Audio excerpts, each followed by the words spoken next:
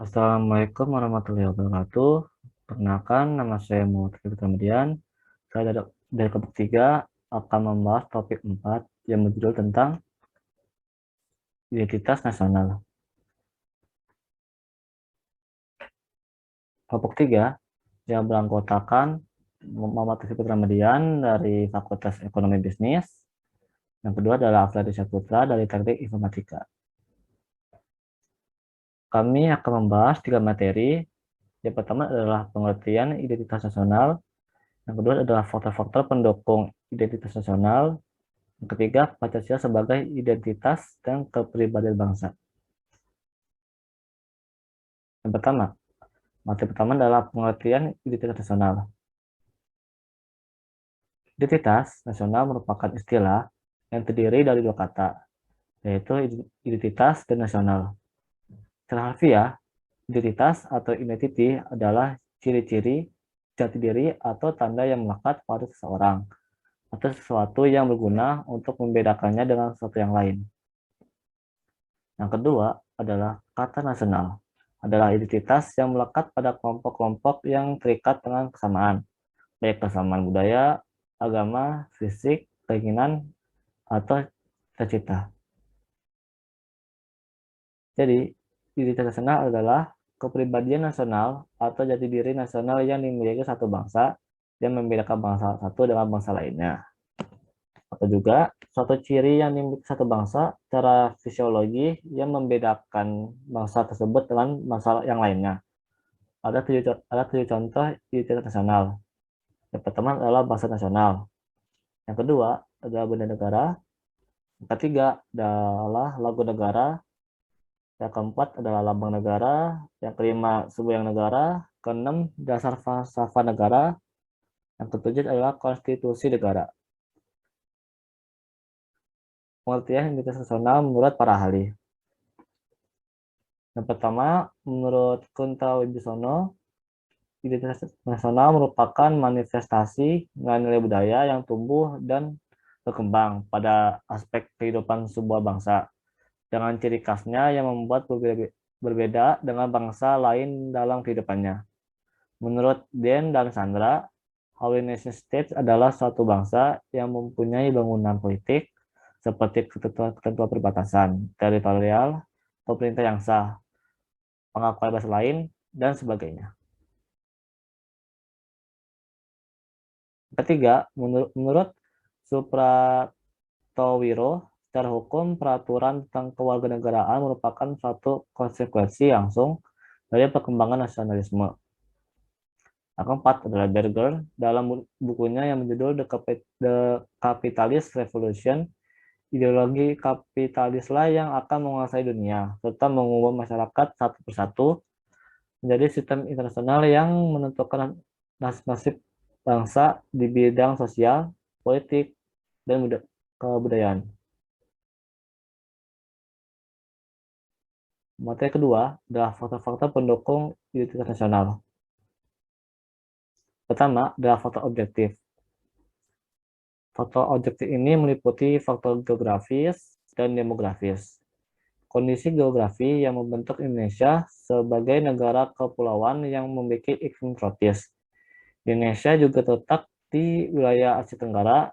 Hal ini mempengaruhi adanya perkembangan kehidupan nasional, ekonomi, sosial, dan budaya bangsa Indonesia. Yang kedua adalah faktor subjektif. Faktor subjektif ini meliputi faktor sosial, politik, kebudayaan, dan juga sejarah yang dimiliki bangsa Indonesia. Faktor-faktor ini sangat mempengaruhi proses terbentuknya masyarakat di Indonesia dan juga identitas bangsa Indonesia. Dan kondisi geografis ekologis yang membentuk Indonesia sebagai wilayah kepulauan yang beriklim tropis dan terletak di persimpangan jalan komunikasi antar wilayah di dunia di Asia Tenggara, ikut mempengaruhi perkembangan kehidupan demografis, ekonomis, sosial, dan kultural bangsa Indonesia. Selain itu, faktor historis yang dimiliki Indonesia ikut mempengaruhi proses pembentukan masyarakat dan bangsa Indonesia beserta identitasnya melalui interaksi berbagai faktor yang ada di dalamnya. Hasil dari interaksi dari berbagai faktor tersebut melahirkan proses pembentuk masyarakat, bangsa, dan negara. Bangsa beserta identitas nasional bangsa Indonesia yang muncul tak kalah nasionalisme berkembang di Indonesia pada awal abad. Dan selanjutnya akan dilanjutkan oleh rekan saya, Afriyadi Saputra.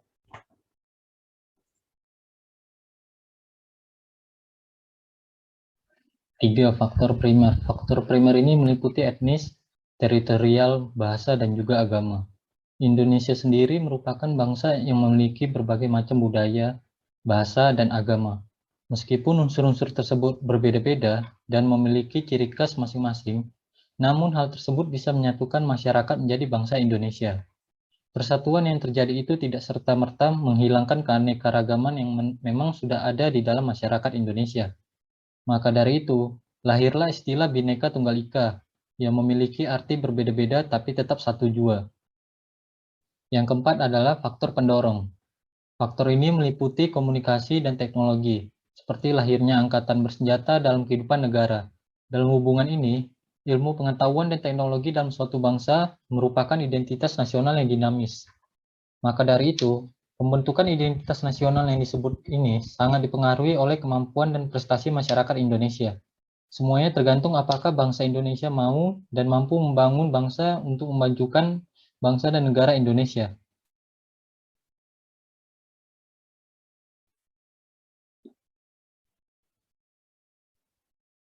Yang kelima adalah faktor penarik. Faktor penarik ini meliputi bahasa, birokrasi yang tumbuh, dan sistem pendidikan. Bahasa Indonesia merupakan bahasa yang sudah ditetapkan menjadi bahasa nasional dan kesatuan nasional. Masing-masing suku yang ada di Indonesia masih tetap menggunakan bahasa dari daerahnya masing-masing. Yang keenam adalah faktor reaktif. Faktor reaktif ini meliputi dominasi, pencarian identitas, dan juga penindasan. Seperti yang sudah diketahui, bahwa bangsa Indonesia pernah dijajah beratus-ratus tahun oleh bangsa asing. Hal ini mewujudkan memori bagi rakyat Indonesia. Memori akan perjuangan, penderitaan, dan semangat yang hadir dalam masyarakat untuk memperjuangkan kemerdekaan.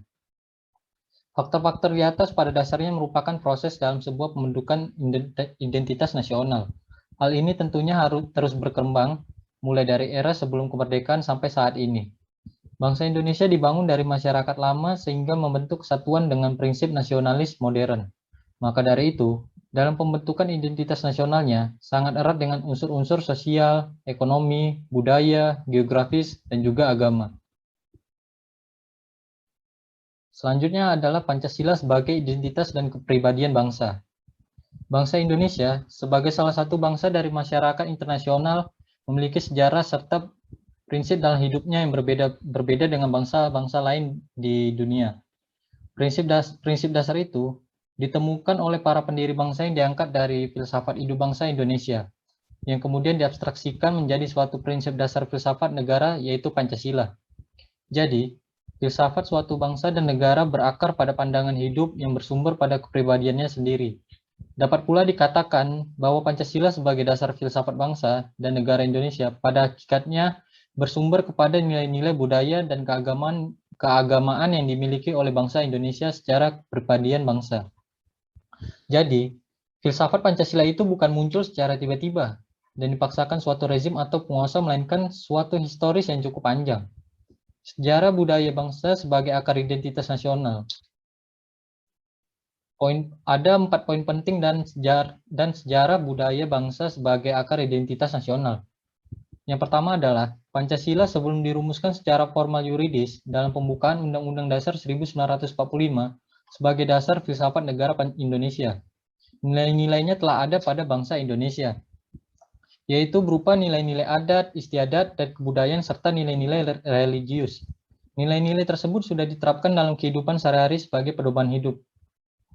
Yang kedua adalah proses perumusan materi Pancasila secara formal dilakukan dalam sidang BPU PKI pertama, Panitia 9, dan sidang BPU PKI kedua, yang akhirnya disahkan sebagai dasar filsafat maupun ideologi Negara Kesatuan Republik Indonesia. Sidang BPU PKI pertama dilaksanakan pada tanggal 29 Mei sampai 1 Juni 1945. Sedangkan sidang kedua dilaksanakan pada tanggal 10 sampai 16 Juli 1945. Pada tahun 1947, Insinyur Soekarno mempublikasikan bahwa pada tanggal 1 Juni diperingati sebagai hari lahirnya Pancasila. Yang ketiga ialah bangsa Indonesia terbentuk melalui suatu proses sejarah yang cukup panjang, yaitu sejak zaman kerajaan pada abad 4 sampai 5. Kemudian dasar-dasar kebangsaan Indonesia telah mulai pada abad ke-6, ke-8. Dari sinilah terbentuk awal jati diri bangsa serta identitas nasional Indonesia. Begitu juga nilai-nilai esensial yang terkandung dalam Pancasila. Yang keempat adalah dirintis oleh para pejuang kemerdekaan bangsa, yaitu dilakukannya peristiwa kebangkitan nasional pada tahun 1908. Kemudian dicetuskannya Sumpah Pemuda pada tahun 1928, di mana rakyat Indonesia mulai menumbuhkan rasa kesadaran nasional sebagai orang Indonesia. Pada tanggal 17 Agustus 1945, akhirnya, titik sejarah perjuangan bangsa Indonesia untuk menemukan identitas nasional sendiri, membentuk suatu bangsa dan negara Indonesia tercapainya proklamasi. Kesimpulan yang bisa didapatkan ialah akar-akar nasionalisme Indonesia yang berkembang dalam perspektif sejarah sekaligus merupakan unsur-unsur identitas nasional, yaitu nilai-nilai yang tumbuh dan berkembang dalam sejarah terbentuknya bangsa Indonesia. Demikianlah yang dapat kami sampaikan mengenai materi yang menjadi bahasan dalam makalah ini. Tentunya banyak kekurangan dan kelemahan karena terbatasnya pengetahuan, kurangnya rujukan atau referensi yang kami peroleh hubungannya dengan makalah ini. Semoga makalah ini dapat bermanfaat bagi penulis dan para pembaca. Wassalamualaikum warahmatullahi wabarakatuh.